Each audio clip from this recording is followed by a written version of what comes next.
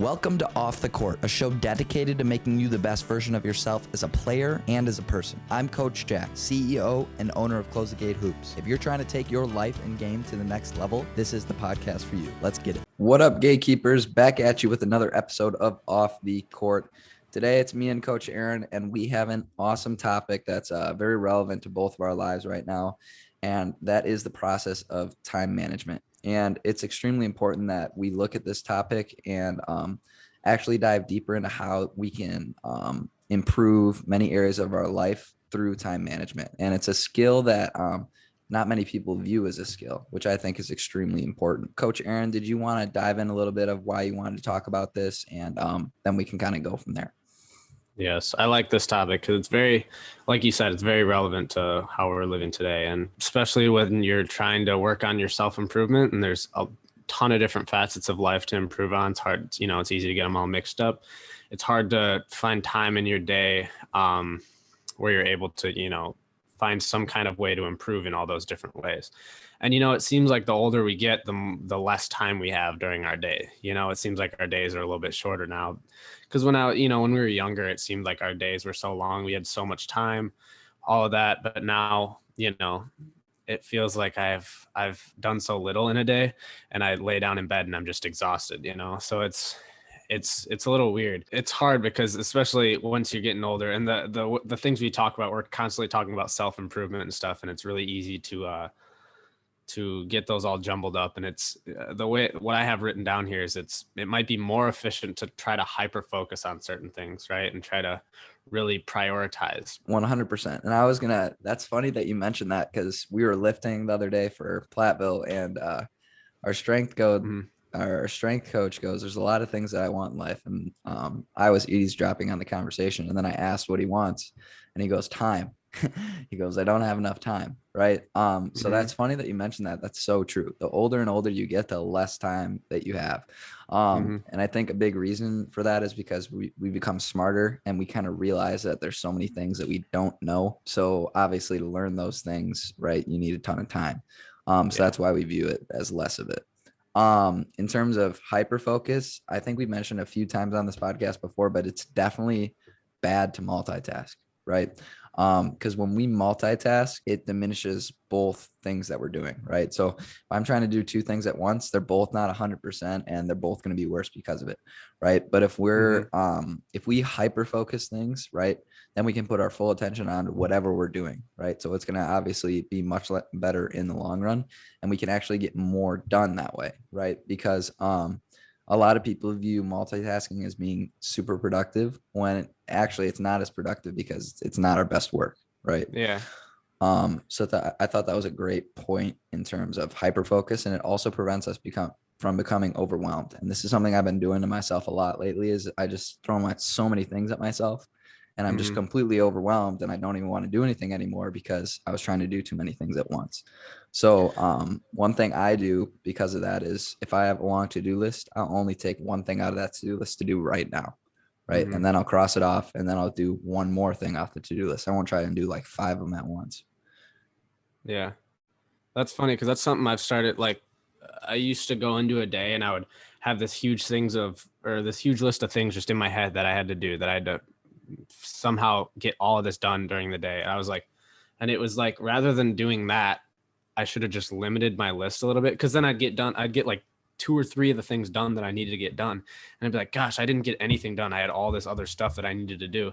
Yep. But if you limit that list, and then, you got to be realistic with yourself, like what you can actually do during a day. Don't try to push yourself over the limit.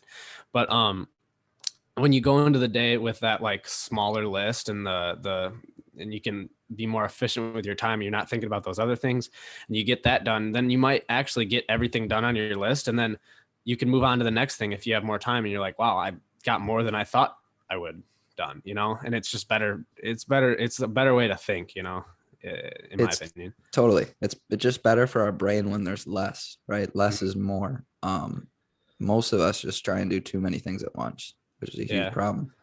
And I've tried like in class or something, like during a lecture, if I'm supposed to be taking notes, I'll try to like do like some kind of homework or something on the side while I'm taking notes, and I'll like get the homework done, and then I'll look at my notes and be like, I have all this stuff written down, but I don't know what any of it means. And I don't even remember the teacher ever saying any of these words, but I have them written down.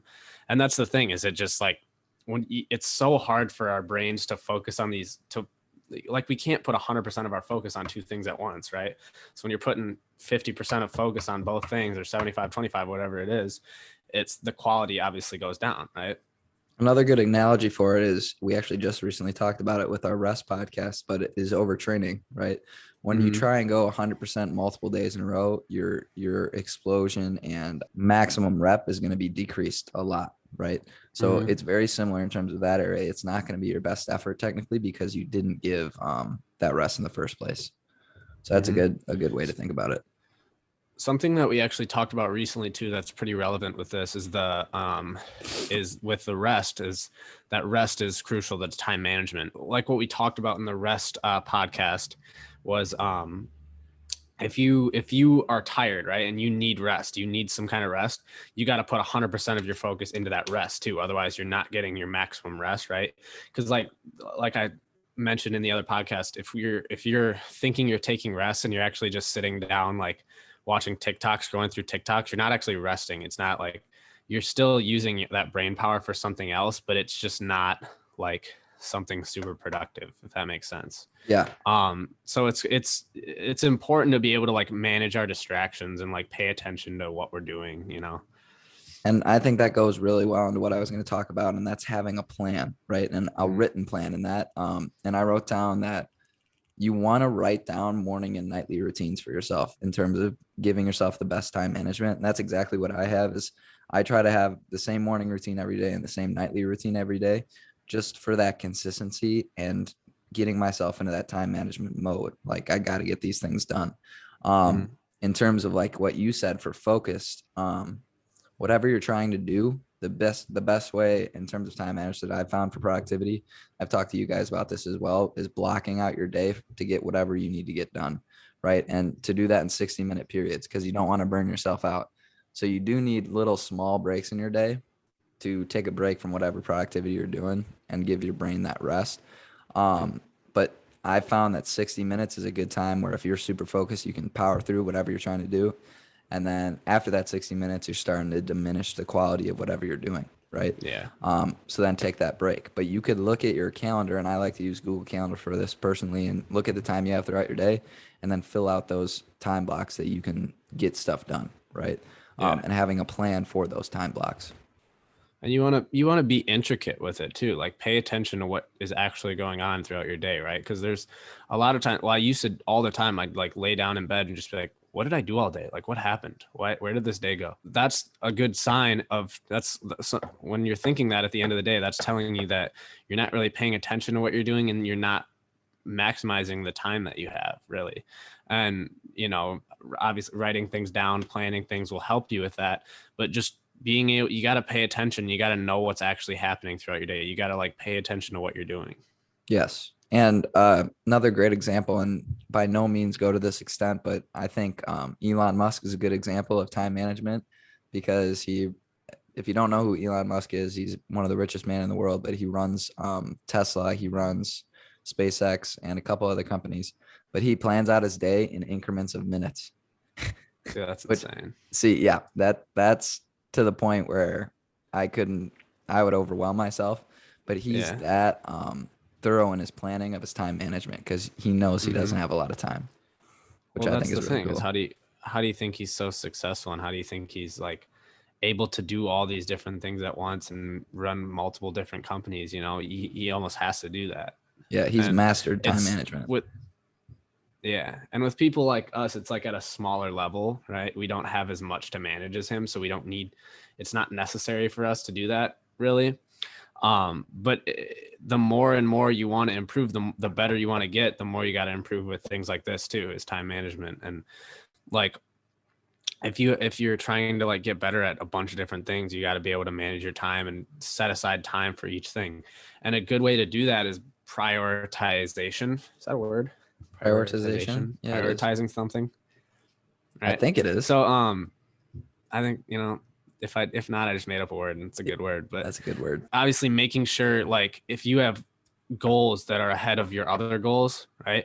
Making sure those high priorities are getting done first. And then once those are done, you move on to the second priorities, which is, it goes along with what I was talking about earlier with making that realistic to-do list. Like start off with just your main priorities, like what you really need to get done.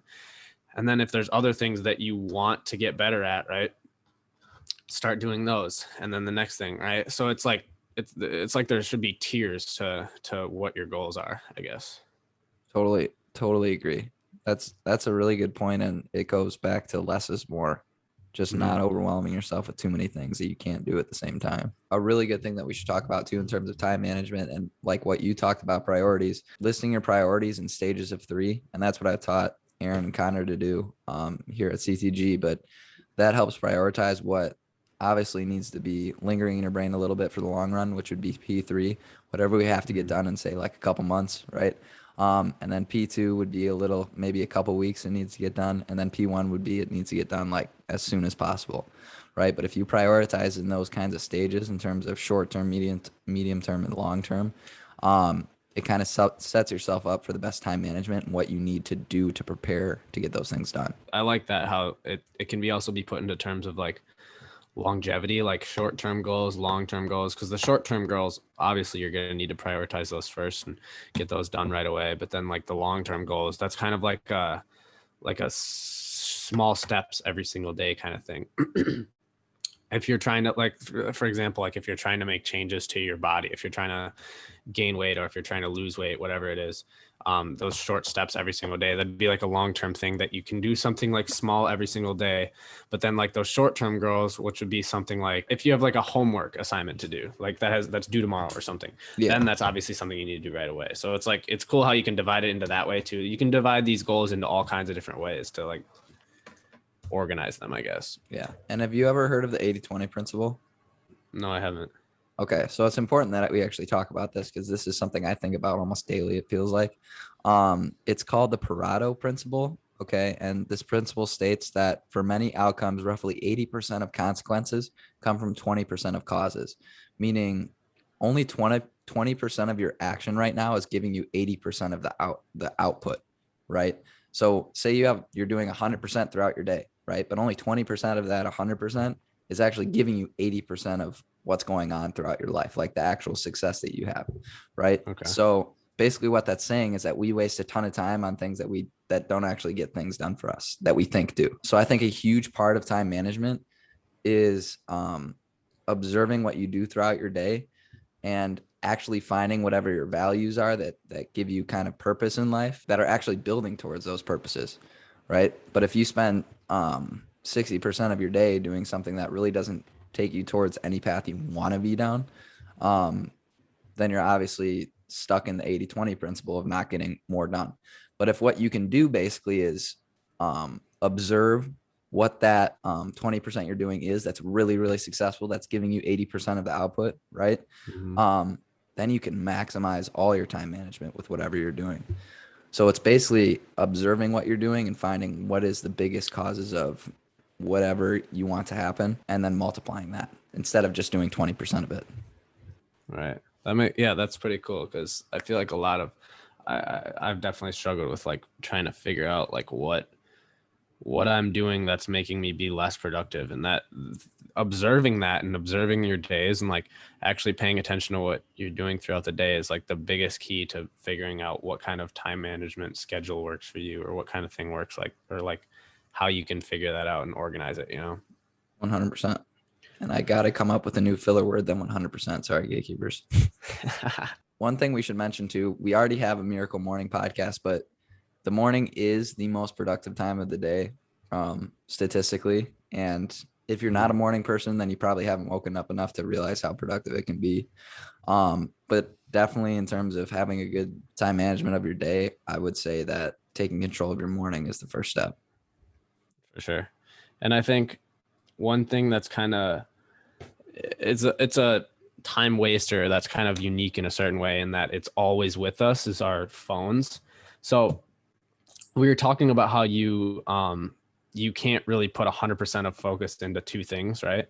But so a lot of times when I'm in class, I'll have my phone just sitting up on my desk, right? For some reason, even though I'm not on my phone, there's still like a 10% of me that's paying attention to my phone, even though I'm not even on it. Like it's just sitting there. But it's almost like I'm like, if it buzzes or anything, I'll look at it. If it, anything like that, I'll look at the time, right? I'll think of something in my head. I'm like, oh, I got to check this. I need to look at what the weather is outside or anything like that. So it always seems like there's a little bit of percentage that's on my phone. So I think we've talked about this too, like chucking your phone across the room, things like that while you're trying to get work done will help you a lot. Just turning it off, I guess. Something I've been trying to do is not go on my phone right away in the morning too, because I feel like that distracts me from any kind of routine that I want to get into. And it's a little break in that routine. And a lot of times if you have your phone with you, you might just like hop on it without even realizing you're going on it. I notice myself doing that all the time, but your phone is kind of a unique distraction in that it's always with you. And it's a little bit hard to escape sometimes because you feel like you need it for some things. But if you can just like shut it off, like while you're trying to accomplish something, you'll be able to put 100% of focus into it. Even if you're not on it, you're still not putting 100% of focus onto whatever else you're doing.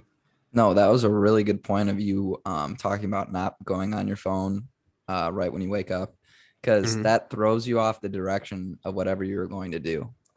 So I do the exact same thing. I try not to look at my phone for the first 45 minutes of the day, because I know if I check it, it's only going to send my thoughts down a rabbit hole of nothing, right? But if I just observe my thoughts for the morning without my phone, I can get a lot more accomplished in terms of my mental state. One thing I was going to add to what you were talking about was notifications too with my phone.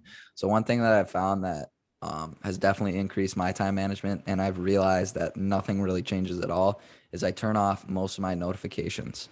So in terms of like messages and stuff, I don't have notifications on text message.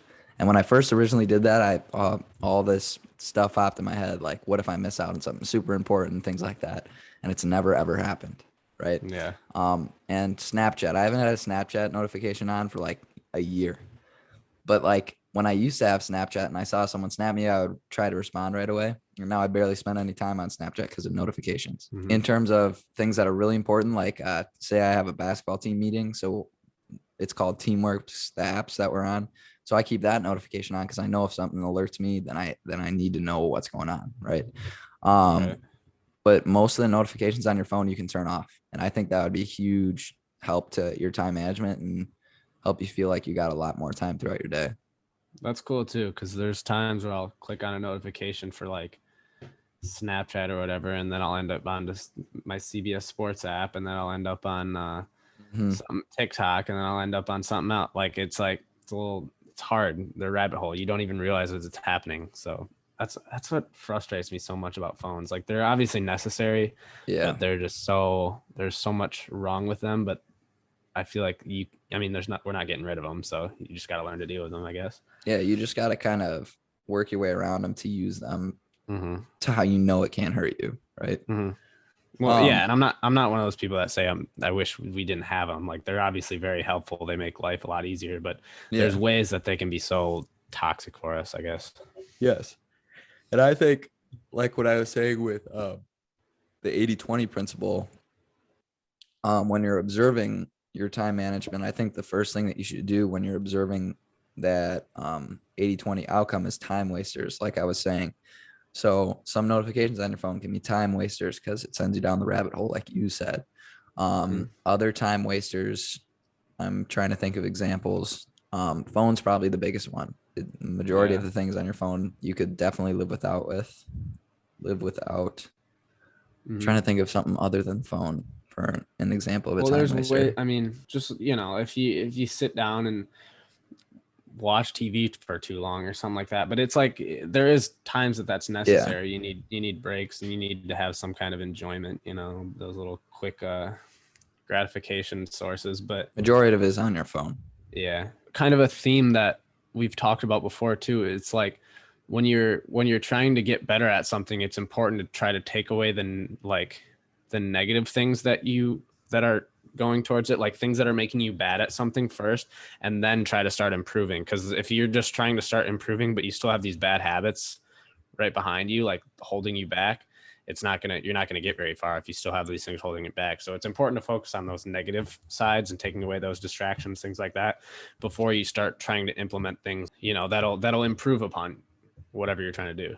Yeah. And I actually tweeted the other day, the first thing you should be doing is trying to eliminate things before you add things, which I think a lot of people fall into, because if you don't try and eliminate those time wasters or those habits that aren't very good for you, when you add things, you're just adding them on top of those bad habits. So it doesn't mean that they're going to stop. A good example could be if you had a hole in the wall and you put a picture frame over it, right? That doesn't mean the hole's not going to be there. And then if the picture frame's gone, the hole is still there, right? Yeah. Something of that nature in terms of the bad habits still going to be there. So in terms of recap gatekeepers, in terms of time management, the first thing that we don't want to do is multitask, right? Some people believe multitasking is good, and that's actually not the case because we can't put our full effort and focus into whatever we're trying to do. So avoid multitasking at all costs, because it actually is making you less productive and less good with your management of your time. The second thing that I would say is observe, right? Observe how you're managing your time and think of that 80-20 principle, right? 80% of what you're doing is giving you 20% of the outcome, and 20% of what you're doing is giving you 80% of the outcome. So really finding what that 20% is that's really, really good for you. I would try and maximize that to the best of your ability, and then find things that are time wasters for you. And majority of us, it's going to be a lot of stuff on our phone. So change notification settings, things to keep you off, things that you waste time on, things of that nature. The third biggest thing that I thought was really important with time management is taking advantage of the morning and nightly routines, but especially the morning, and getting your day started the right way. And have written plans for your next day, and what you want to accomplish. And just remember, the older you get, the less time it's going to feel like you have, right? So be very smart with your time. And that's one thing that all of us humans have the same of, is time, right? We can't accelerate, slow down, or speed up time. We all have the same amount of time. The best humans, though, are the ones that maximize that time, right? So don't think time management isn't something important. It is very important, and it is a skill that you can master to maximize your potential. Anything else you wanted to add to that, Aaron? Oh, sounds great. Awesome. Did you want to do a speed round quick? Yeah. So I wanted to give you a chance to tell some gatekeepers about how your season's going. I'm sure a lot of them are eager to hear about how it's going, how you're liking it. What's your thoughts so far? That's a great question. So right now, I'm not sure when this podcast will be released, but it is November 29th, right? Or is it November 30th? It's November 30th. It's the 30th. And we're 7-0 right now. We're 4th in the nation, which is pretty cool. Should probably be 3. But that's okay. We play at lacrosse tomorrow night for our first conference game, which is super exciting. But we'll keep you guys in the loop, and hopefully we make a run in the tourney. And then the question I have for you, Coach Aaron, what's the number one thing on your Christmas list? Number one thing on my list, I need more clothes. I guess that would be number one, but definitely some more golf stuff too. I want some more golf clothes. That's probably my main thing. I need some more of those. I have like 2 golf shirts that I have a little rotation with, but yeah. That's a good idea. My grandpa actually, yours? I would honestly probably say something similar, something golf related, just because I Yeah. want to get back into it. Otherwise, I really have nothing on my list. The older you get, I don't really know. the less you have on your list. And it's a good thing not to have too many things, right? Mm-hmm. On your list. Yeah, Don't want too many things. True. Maybe some Bucks tickets too. That'd be cool. See, like, that's definitely something I should have definitely consider asking for. Bucks tickets would be good. Yeah. I like experiences more than something like, Yep. So you can always go buy clothes, but might not always be able to get Bucks tickets, No, I totally agree. I would definitely go for experiences over tangible items, because you're gonna lose them anyways. Awesome. Well, thanks again for listening, Gatekeepers. I'm Coach Jack. This is Coach Aaron. We hope you do a much better job of managing your time now. We're out, baby. Peace. Thank you guys so much for listening to this episode of Off the Court. If you're listening to this on Apple Podcasts, please don't forget to leave reviews if you haven't yet. This helps us with engagement and helps us rank higher to make an influence on more basketball lives. I also strongly encourage you guys to check out our free ebook download that's 25 pages long, How to Unlock the Mental Side of the Game. I was a player that was constantly grinding and constantly working, and it was really hard for me not to see results from the amount of work I was putting in. But this ebook that I wrote dives exactly into those types of questions.